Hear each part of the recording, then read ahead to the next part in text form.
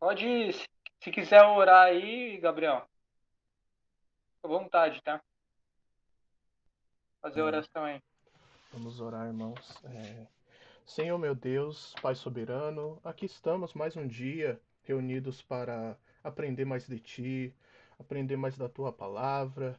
Eu te apresento, Senhor, o ministro desta aula, o Victor. Peço que ajuda-nos, Senhor.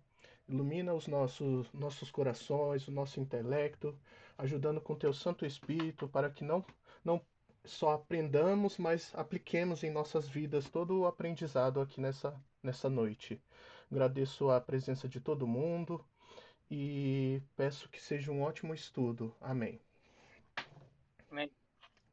Então, irmãos, como que eu estava falando, né, nos estudos passados, até o D'Angelo também entrou nesse assunto, e o que a carta, né, de Gálatas ela estava combatendo, né? Lembrando os estudos anteriores, Paulo, né, ele estava combatendo uma ideia absurda, um falso evangelho, né? Que era um evangelho que ensinava que o homem deveria cooperar com a sua salvação, né? Então, os gentios, para receber a salvação, primeiro precisaria se circuncidar. Então, essa ideia, ela de cooperação, né? Que os voltando, que a Aline voltou agora, essa carta aqui tá indo contra os judaizantes, né? Aquelas pessoas que elas falavam, né? E pregavam, anunciavam, falando que para os gentios serem salvos, eles necessitam, né? Se circuncidar para depois receber a graça de salvação de Jesus Cristo, né?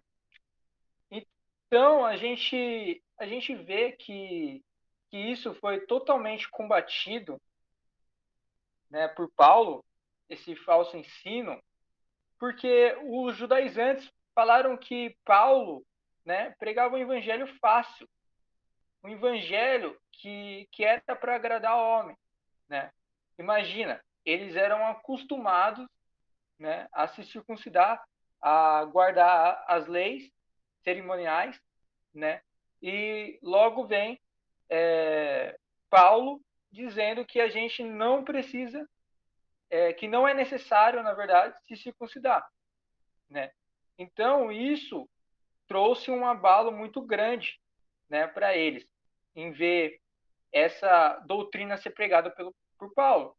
Então Paulo ele sofreu várias acusações, né, como eu já citei, de que muita gente falava que ele estava pregando um falso evangelho, um evangelho falso, e que ele deveria ser corrigido pelos apóstolos, né? Eles acreditavam que os apóstolos, como Pedro, como esses daí, pregavam um evangelho diferente do que Paulo.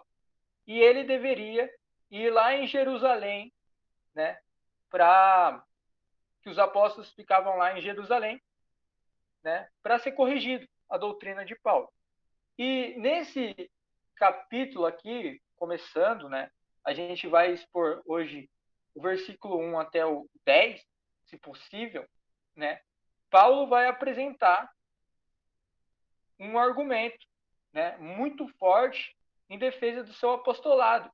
Mas ele, como a gente viu no estudo do D'Angelo, ele poderia falar o seguinte: eu sou o cara, eu sou aquele cara que defendi a lei, né? Eu tenho tal título, não sei o que tem. Então, ele poderia fazer isso, mas não. Ele sempre testemunhou o que Cristo fez na vida dele, né? Então, começando aqui o estudo, era só para lembrar os irmãos do que essa carta fala, tá bom? Ó, o versículo 1 já começa assim. Eu estou lendo pela Almeida Corrigida, tá bom? Eu acho mais fácil para mim entender, tá? assim, ó, depois, passados 14 anos, tá? Esse tempo de 14 anos está se referindo à primeira viagem missionária que Paulo fez até aquele momento que Paulo estava escrevendo, tá? Subir outra vez a Jerusalém. Lembrando que Paulo ele foi a Jerusalém uma vez antes. Ele tem 4 viagens, se eu não me engano. Então ele tinha subido a Jerusalém para quê? Para alimentar o povo lá, né, que estava sofrendo fome dentro da igreja. Por que estava passando fome? Porque as pessoas vendiam tudo, né, os seus pertences, tudo, e dava na igreja e dividia entre eles, até que esse dinheiro, né, acabou. Então Paulo ele pegava as ofertas ali em Corinto, né? Então tem até aquela passagem lá que aquele que der muito, muito ceifará, aquela passagem que Paulo escreve, que muitas igrejas interpretam errado e passam um ensino errado. Paulo estava falando da sua viagem, né, da sua entrega para o povo lá do território de Israel, que estava sofrendo muito com fome, tá? Lá em Jerusalém, que estava sofrendo muito com fome. Então ele subiu outra vez com Barnabé. Quem era Barnabé? Barnabé ele era aquele cara, né, que entregou, que abraçou Paulo, na verdade, e mostrou para os apóstolos o que Cristo fez na vida de Paulo, né? Nós lembramos, né, da passagem lá que Paulo foi surpreendido, né, por Jesus Cristo. Aí ele ficou cego e vocês sabem a história, tá? E levando também comigo Tito. Tito, quem que é Tito? Tito é um discípulo de Paulo, né? A gente tem a carta pastoral também, e muitas pessoas se baseiam na carta que Paulo escreveu para Tito, né? Aquela carta que, se eu não me engano, na minha opinião, é a melhor carta pastoral que nós temos, tá? Na minha opinião. Aqui, ó, e subir por uma revelação, tá? Então, ele recebeu uma revelação do Espírito Santo e, e para ele ir lá para Jerusalém, né?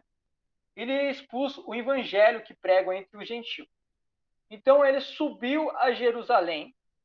Então, quem convenceu Paulo de ir até Jerusalém? Foi o Espírito Santo, foi Deus, tá bom?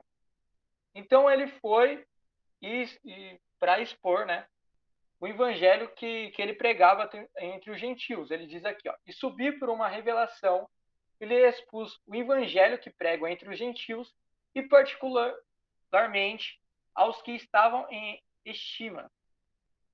Estima é que é aquelas pessoas que têm autoridade.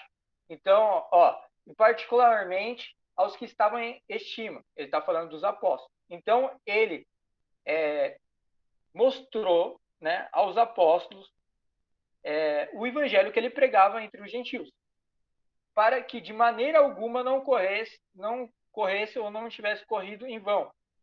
Paulo ele tinha a certeza absoluta que o evangelho que ele pregava era de vinda de Jesus Cristo. Mas o Espírito Santo, ele fez isso na vida de Paulo, colocando ele em Jerusalém, e eu acredito que é para quê? Para instruir melhor os Gálatas. Então, o Espírito Santo, ele é perfeito. Olha que perfeição que ele fez na vida de Paulo. Ele usou, né, os meios para chegar até um fim, que era o propósito de Deus. Então, o Espírito Santo, olha como que é lindo o trabalhar do Espírito Santo. O Espírito Santo, ele trabalha com uma perfeição inabalável, perfeita.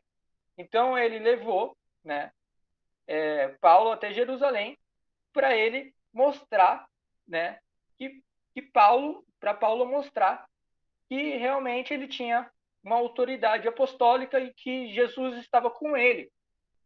né? Então ele foi lá para que não corresse em vão, Paulo está dizendo aqui. E ele não correu em vão. Isso que fez de ele ser levado até Jerusalém, de ele ir até Jerusalém, fez com que os Gálatas vissem ele de uma forma distinta, diferente. Não tem nenhum argumento para ir contra Paulo agora. Se era um argumento falar que Paulo deveria ir em Jerusalém, Paulo está falando, eu fui em Jerusalém, mas eu não fui para mentir para os apóstolos, para confundir os apóstolos. Não, o Espírito Santo me levou até lá. Então, o que os Gálatas vai falar? O que os judaizantes vão falar de Paulo agora? Não tem mais argumento. A gente vê como que Jesus Cristo instruiu esse homem. Esse homem, ele era muito sábio. Paulo ele era muito sábio. Entendeu? A gente vê isso na vida de Paulo. Tá? Mas ainda Tito, que estava comigo, sendo grego, foi constrangido a circuncidar. A gente vê a união apostólica. Os judaizantes, eles falavam que os gentios deveriam se circuncidar. Então, Tito, como Paulo afirma, sendo grego, sendo gentil, ele não foi constrangido pelos apóstolos a se circuncidar. Ele não foi constrangido. Então, quem estava pregando o evangelho falso era os judaizantes. Os judaizantes estavam acusando Paulo de pregar um evangelho falso. Mas os judaizantes estavam pregando um evangelho falso. Se realmente era importante para a salvação, né, dos gentios precisar ser circuncidado para receber salvação, Tito seria constrangido a se circuncidar. E Paulo está falando aqui que ele não foi constrangido a se circuncidar. Então a gente vê a união apostólica de um único pensamento. Imagina que confusão seria se cada um apóstolo tivesse uma visão teológica distinta, né? E a gente vê também a importância desse concílio lá de Jerusalém, que a gente vê, né, que teve lá o concílio, que Paulo foi lá para resolver, né, sobre a salvação dos gentios, e a gente vê que quando Paulo foi lá, ele chegou lá e olha o que vai acontecer. E isto por causa dos falsos irmãos que se intrometeram. Então, tinha pessoas que se intrometeram, talvez naquela reunião, e secretamente entraram a espiar a nossa liberdade que temos em Jesus, em Cristo Jesus, para nos porem em servidão. Então, Paulo está falando aqui que talvez uma suposição, tá? Que alguma pessoa, tá? Ou várias pessoas entraram lá dentro dessa reunião e tentaram falar que era necessário, né, se circuncidar para receber salvação. Então, e entraram a espiar nossa liberdade que temos em Cristo Jesus para nos pôr em servidão. Então, se Paulo ele pregasse um evangelho para circuncidar os gentios, esse evangelho seria falso. Se qualquer apóstolo fizesse isso, seria chamado falso. Né? Um evangelho falso. É o que Paulo está dizendo. Falsos irmãos.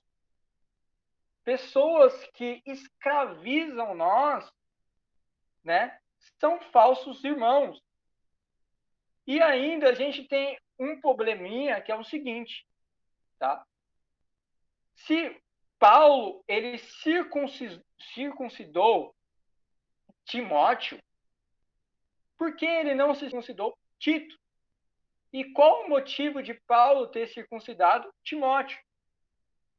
A gente tem uma suposição, que é pelo qual eu defendo, que para Timóteo entrar dentro, né, das igrejas, entre aspas assim, judaicas, ele tinha que passar ali, ele era barrado. Se ele for pregar lá dentro do templo judaico, ele não conseguia pregar, porque necessitava, né, ser circuncidado para entrar lá dentro.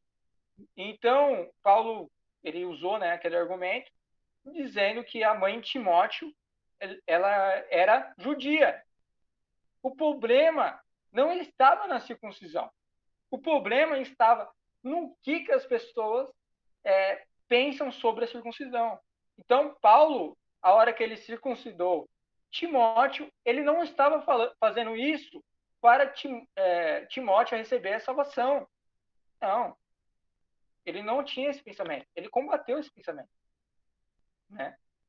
Então, se Paulo ele circuncidasse Tito, tá?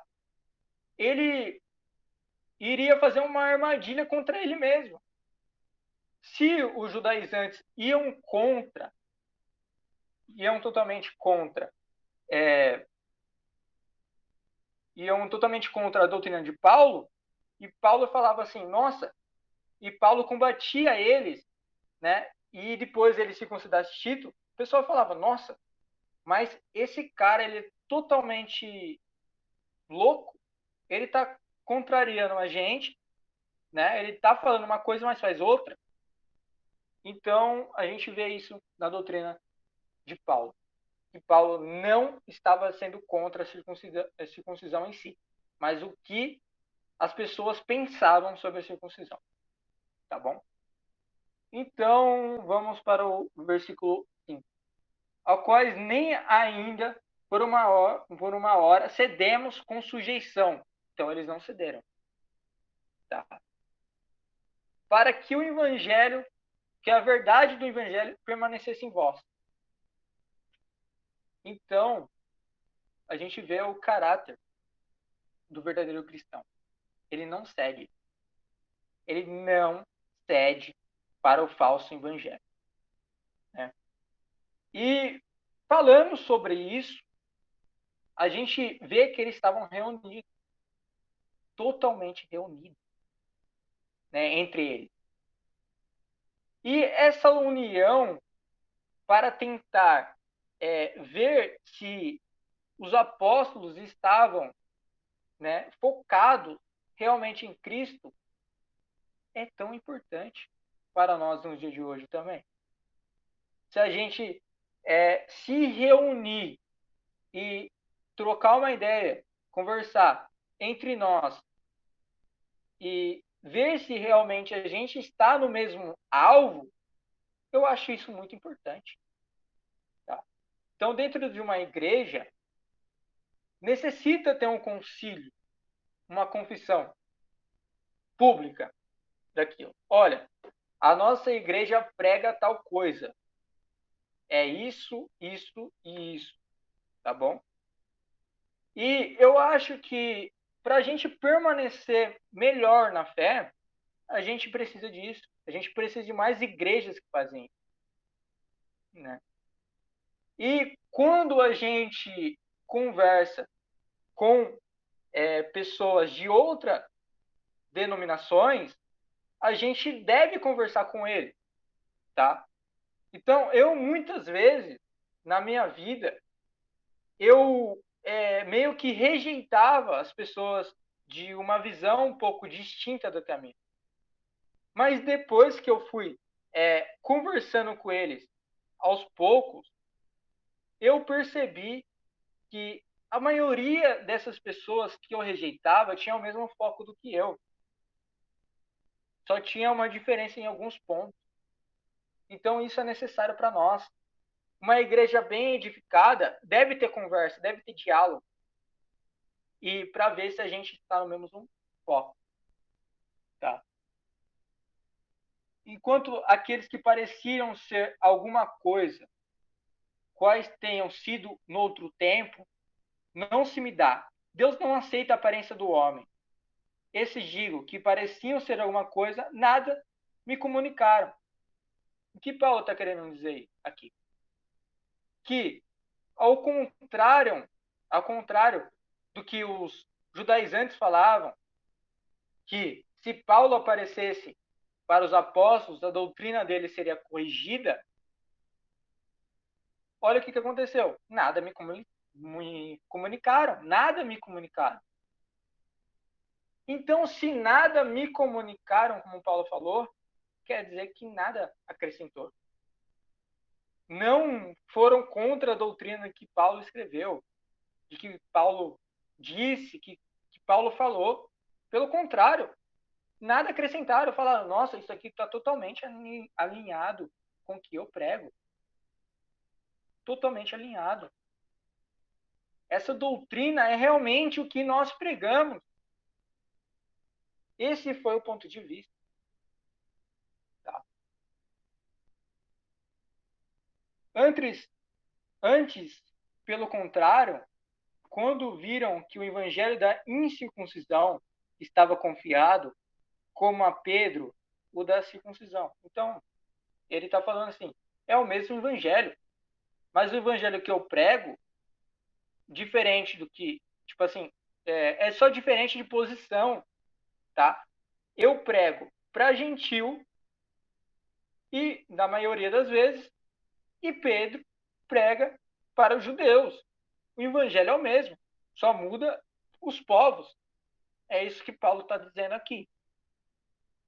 Porque aquele que operou eficazmente em Pedro para o apostolado da circuncisão, esse operou também em mim com eficácia para com os gentios.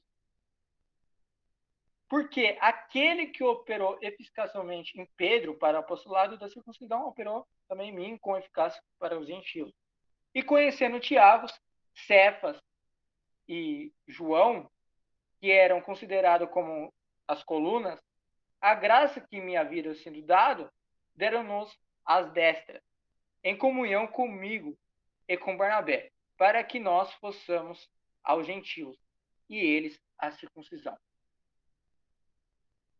Recomendando-nos somente que nós lembrássemos dos pobres, o que também procurei fazer com diligência.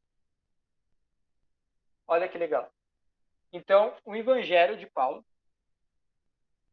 os apóstolos ouviram Paulo e falaram assim, cuide, né, dos pobres, né? Cuida dos pobres, só isso. Então, os Gálatas não tinham mais nada para falar, tá? Mais nada. Então, essa é a posição do verdadeiro cristão. Ele luta contra o falso evangelho para todo mundo, para todas as pessoas, que vai contra a nossa liberdade. Ele vai contra. Ele defende o verdadeiro evangelho. Tá? Muitas pessoas, elas alegam que não é importante a gente debater. É importante a gente debater. Quando o objetivo é Cristo ser exaltado. Tá? Quando o objetivo não é Cristo ser exaltado, a gente não é para nada.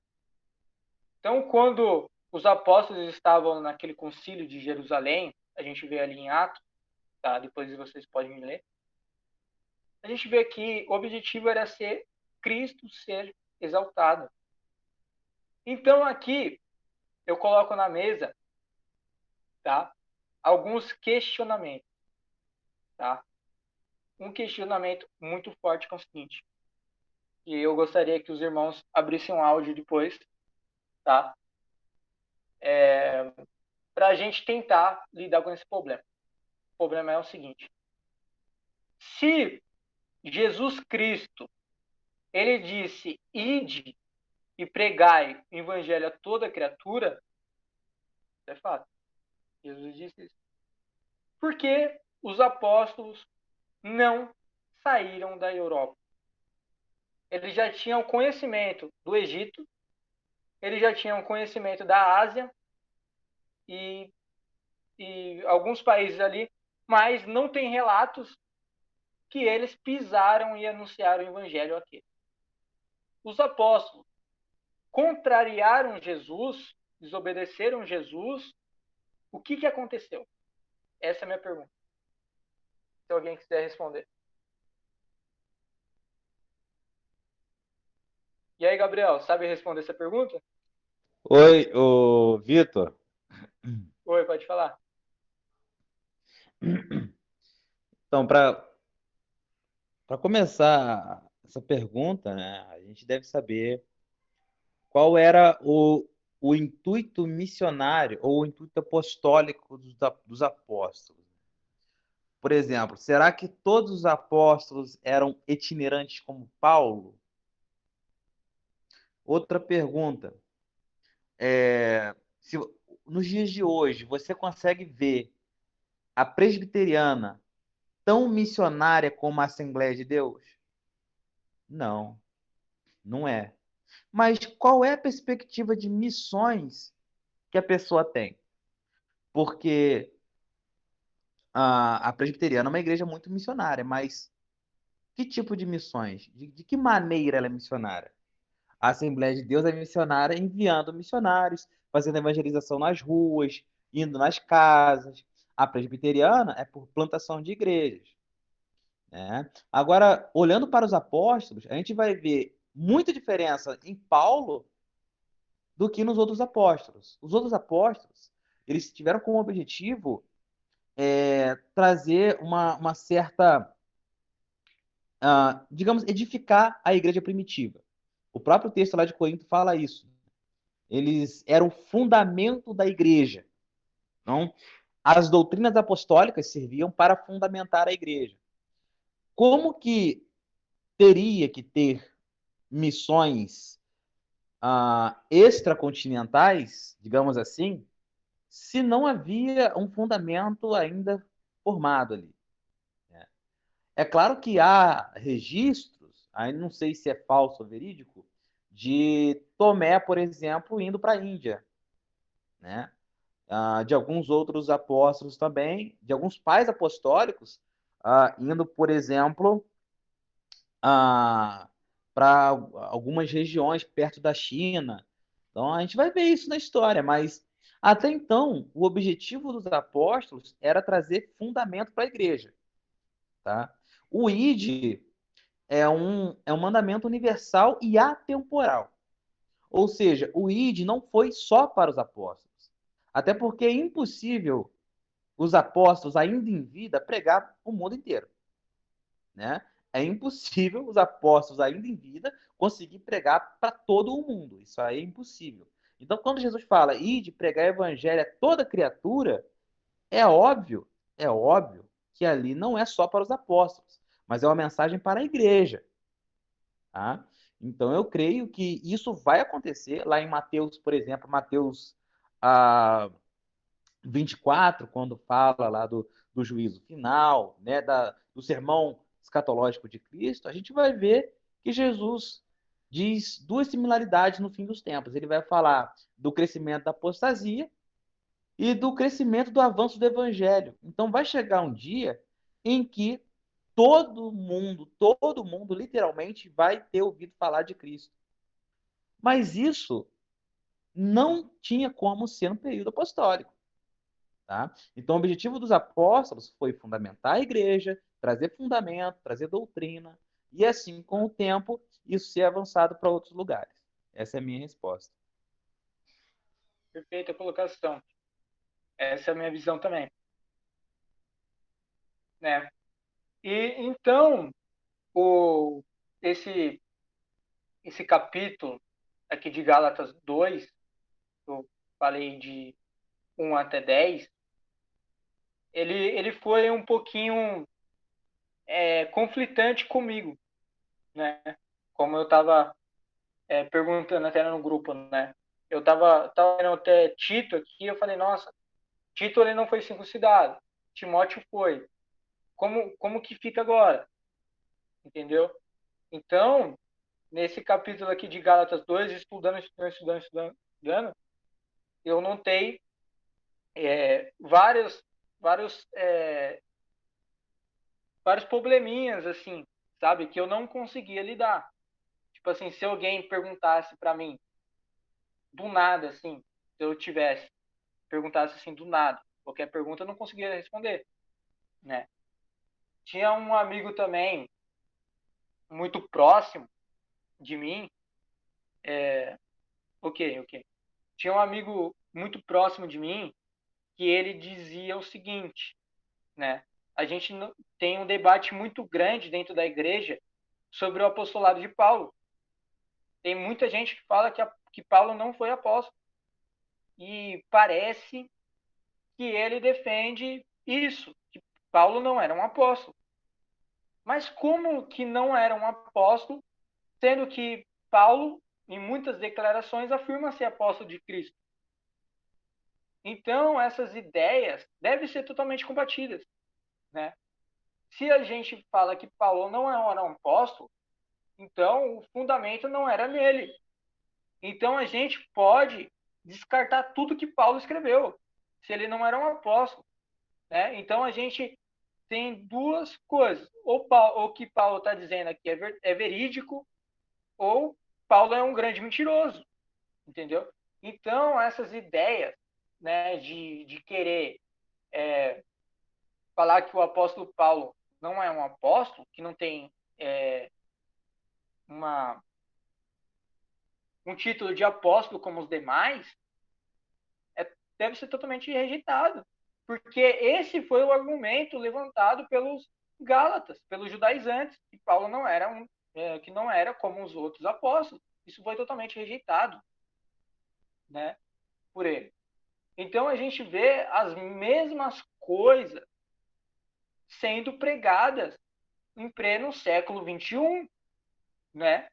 Por exemplo, algumas doutrinas dizendo que o homem ele tem que ter uma cooperação com a sua salvação, que a salvação ela não é somente pela graça, mas precisa de ter alguma coisa, algo mais, precisa de não, tipo assim, para você ser salvo, você precisa das obras. Eles pregam isso. O que a gente prega é o seguinte: a salvação não depende das obras. A salvação uma das provas que você é salvo é suas obras, mas não é a obra que te salva, é Cristo que te salva. Então, esses problemas a gente vê em pleno século XXI, né? A gente também vê esse mesmo problema de o homem cooperar com a sua salvação, né?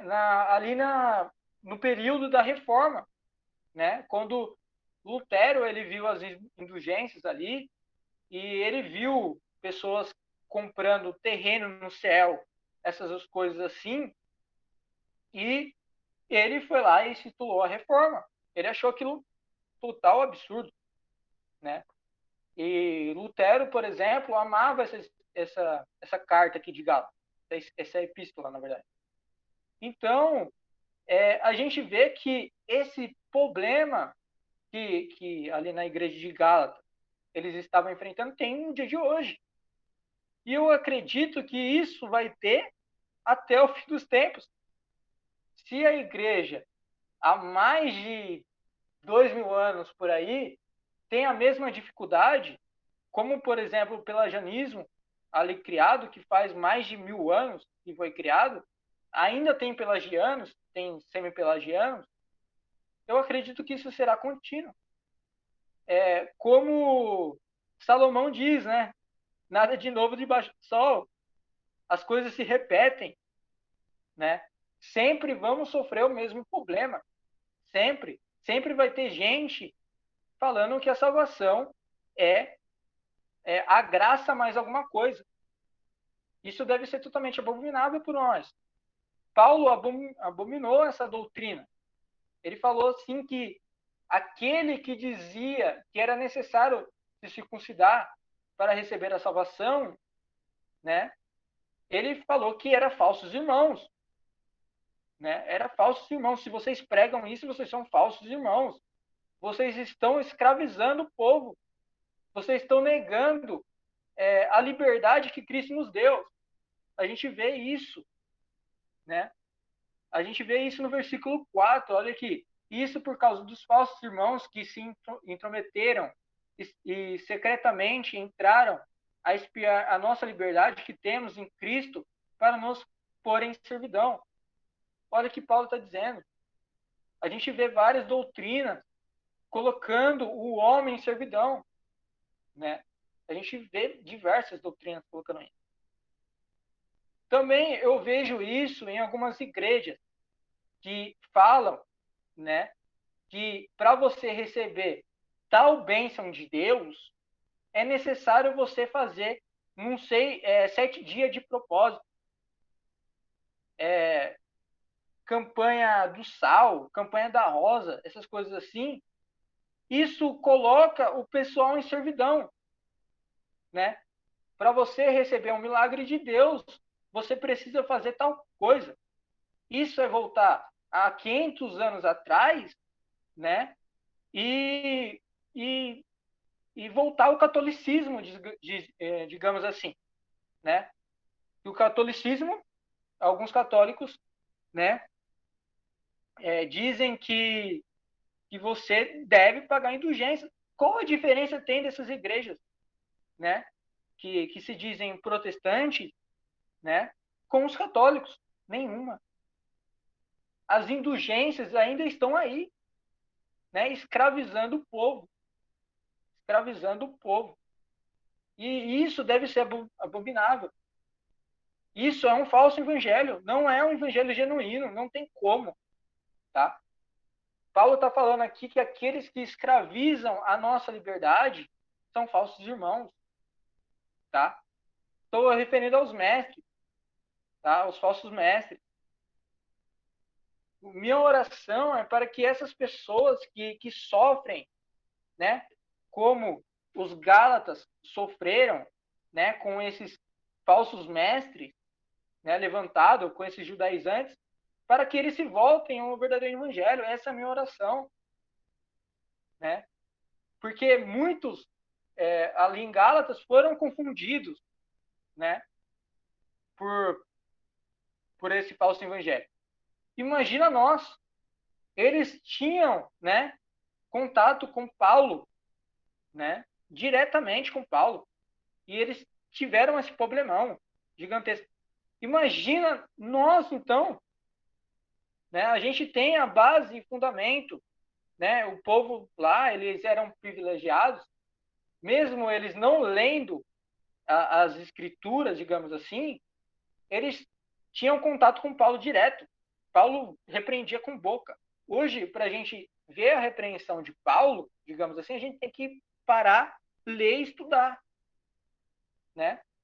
Se era difícil para o povo, que antigamente, imagino para hoje, que hoje é necessário você parar, analisar e ler a Bíblia, né? Antigamente o povo fazia isso também, mas eles tinham um contato mais fácil com os apóstolos, né? Em algumas exceções. Então, gente, a gente tem que ir contra essas doutrinas, tá? Que escravizam a nossa liberdade em Cristo. Escravizam totalmente, tá? Então, se a gente, como eu falei para vocês, teve o concílio lá de Jerusalém, né?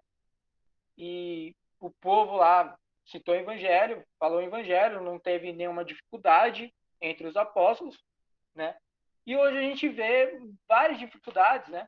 Entre os pastores aí, né? Tem pastores que pregam somente a graça, tem outros que falam graças mais alguma coisa. A gente tem que combater isso, né? Com amor, tá?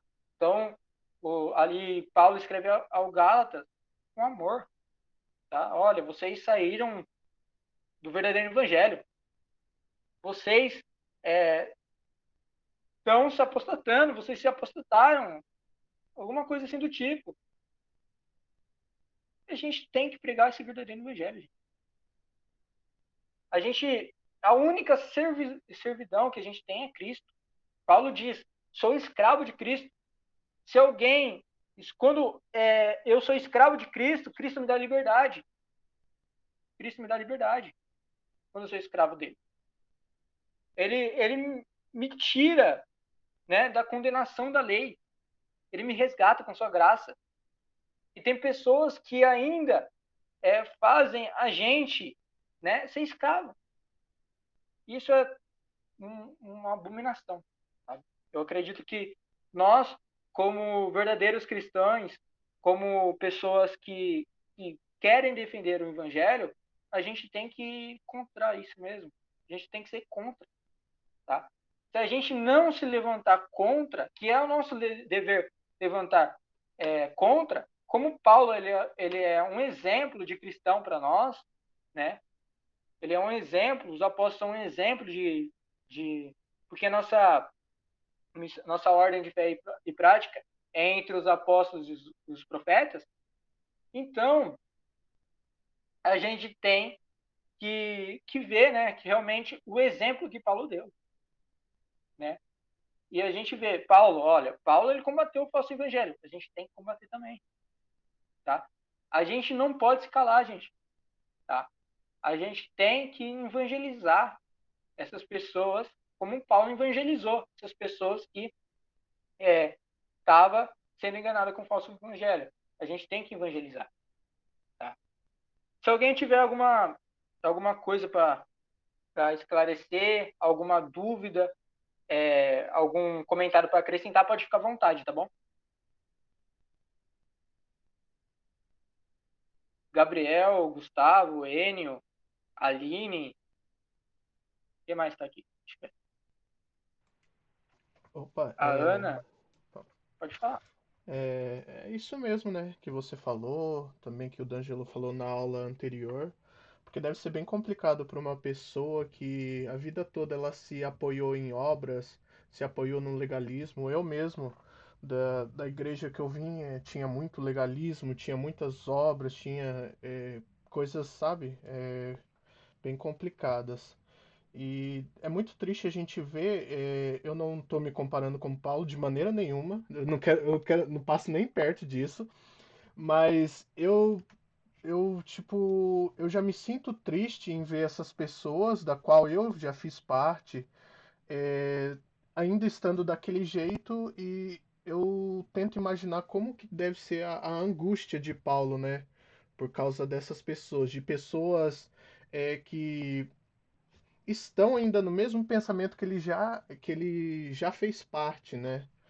E essas pessoas acabam se agarrando nessas obras porque elas querem alguma coisa para se gloriar, né? Parece que é tudo que elas têm, porque o evangelho que prega uma salvação por graça, sem obras, é complicado das pessoas aceitarem, né? É complicado das pessoas ouvirem. A própria natureza humana já não aceita, né? É só isso mesmo. Obrigado. D'Angelo, tem alguma coisa para acrescentar? Gustavo, Aline, pode ficar à Não, vontade. amigo, tô de boa. Tô de boa aqui, tô aprendendo bastante. Vou ficar na minha. E tô gostando, tá, Vitor? Tô gostando aí da sua exposição aí. Tá? Então, irmãos, era isso que eu queria passar para vocês, tá? Que a gente tem que se apoiar mesmo nessa suficiência que Cristo nos deu, né? A gente é suficiente, não que a gente é suficiente em nós mesmos, mas quando a gente está com Cristo, a gente recebe a suficiência, tá? Então, nada pode separar desse grande amor de Cristo que Cristo tem por nós, né? Por seu povo escolhido. Então, Só queria é, falar, Vitor, pode falar. desculpa te cortar. É um comentário que eu vi hoje ou ontem, de um amigo meu me perguntando por que que nós, calvinistas, odiamos. Só um momento. Oi?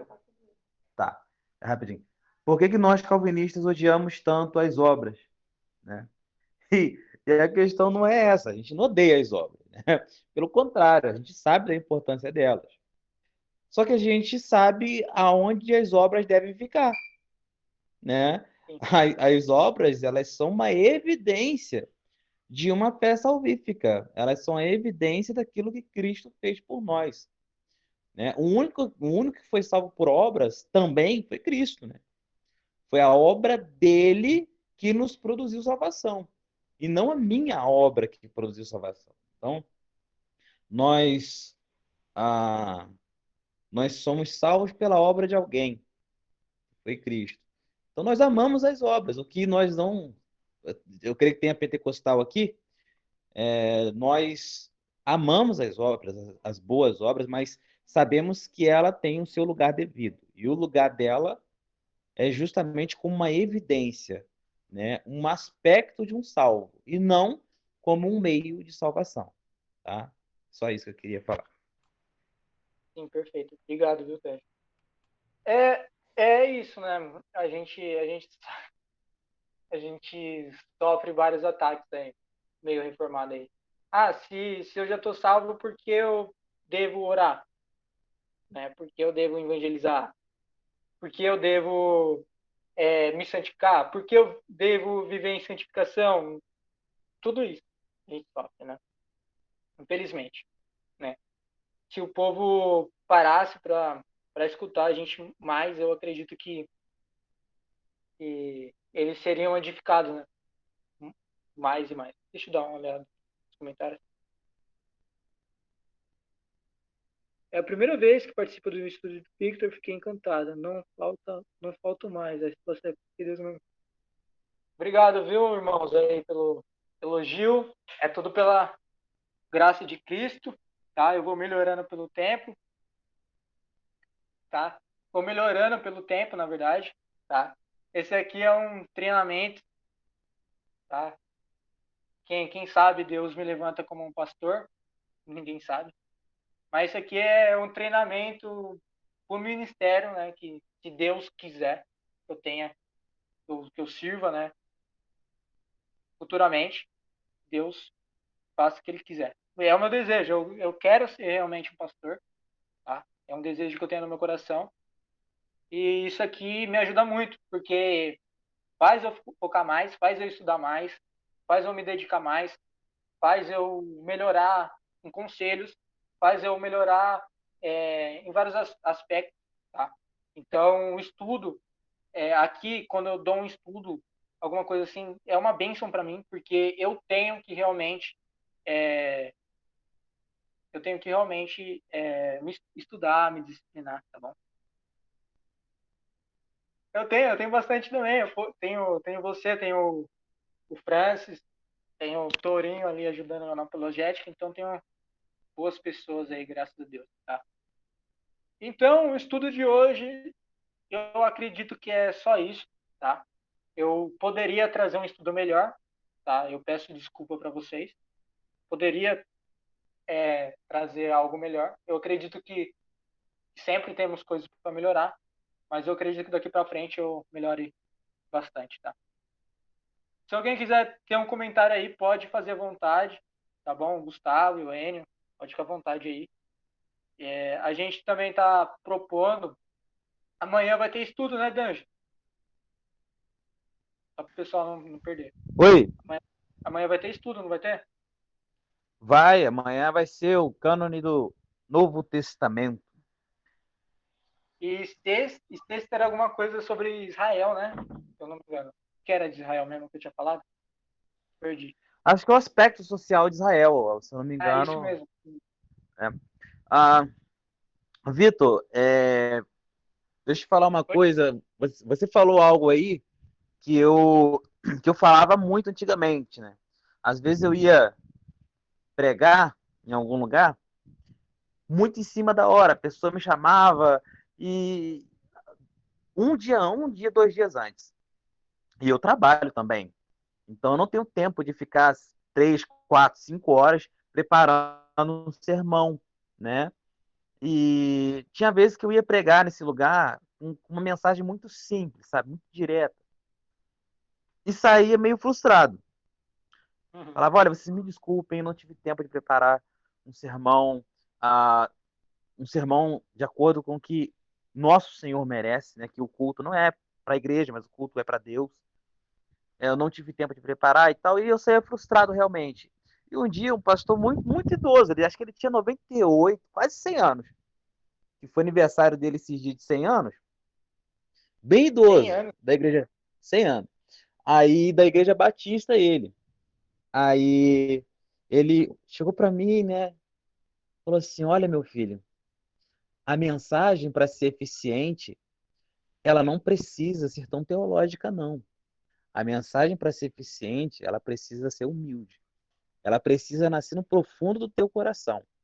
Porque se a tua mensagem só sai da boca, mas não do coração, você pode trazer hebraico, grego, você pode falar mais de 50 livros diferentes, você pode trazer uma mensagem de 1 hora e meia, mas se ela não nascer no teu coração, ela não vai atingir ninguém. Então, o que importa é uma mensagem que nasce do coração, que nasça daquilo que o Espírito Santo produziu na nossa vida, ainda que essa mensagem dure 30 minutos. Então, o que eu tenho para falar para você, cara, é que às vezes realmente a gente fica frustrado que, igual você falou, poderia ter trazido algo melhor. Mas o que seria esse algo melhor? Porque o que você falou pra gente atingiu de alguma maneira. O objetivo do evangelho é salvar os eleitos e condenar os réprobos, né? Se a sua mensagem nos fez entender melhor como funciona a salvação, o objetivo da mensagem foi concluído. Independente se sua mensagem durou 20 minutos ou se durou 1 hora e meia. Então era isso que eu tinha para dizer. Muito obrigado, viu, Danjo? Deus abençoe sua vida aí. Vou Que acatar esses isso. conselhos aí. E vamos junto aí. Eu também estou querendo propor também um estudo aí, tá? Teológico, aqui abordando sobre a soteriologia, tá? Reformada, tá? Que eu acho mais fácil para a gente abordar, tá? Tem muita gente lá que pergunta para mim, tá? No meu privado, perguntando sobre os decretos de Deus, né? Ali no meu privado, muita gente pergunta mesmo, muita gente mesmo. E eu quero fazer, pegar um negócio aqui rapidinho. Eu quero fazer um estudo com vocês sobre isso. Se vocês toparem, eu quero entrar nesses temas assim, sabe? Que às vezes confundem algumas pessoas, tá? E algumas pessoas elas fazem uns espantalhos de algumas coisas assim. Então eu gostaria muito de fazer isso com vocês, tá? Estudar esses assuntos de teontologia, soteriologia, decretos, essas coisas assim, se vocês quiserem. Mas lembrando, o foco do grupo não é só isso. O foco do grupo é estudar cada dia mais a palavra de Deus. Tá? A gente está em Gálatas, está indo de Gálatas, a gente vai para outro livro, e assim por diante. Tá?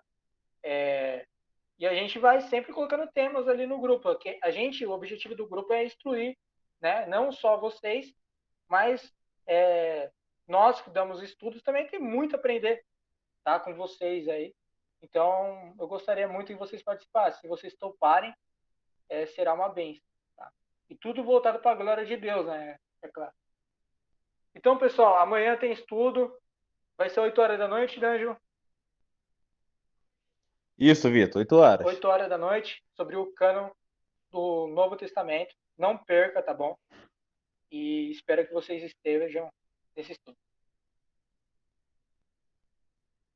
E também, semana que vem, eu faço tudo isso dentro do grupo, é melhor. Aqui vai tomar muito tempo, tá? Deus abençoe vocês aí. Uma ótima noite. Fica com Deus aí. Quem tiver alguma dúvida pode perguntar, tá? Se não tiver, dou-lhe uma, dou-lhe duas, dou-lhe três. Tamo junto, galera. Até mais. Até o próximo estudo aí. Fica com Deus.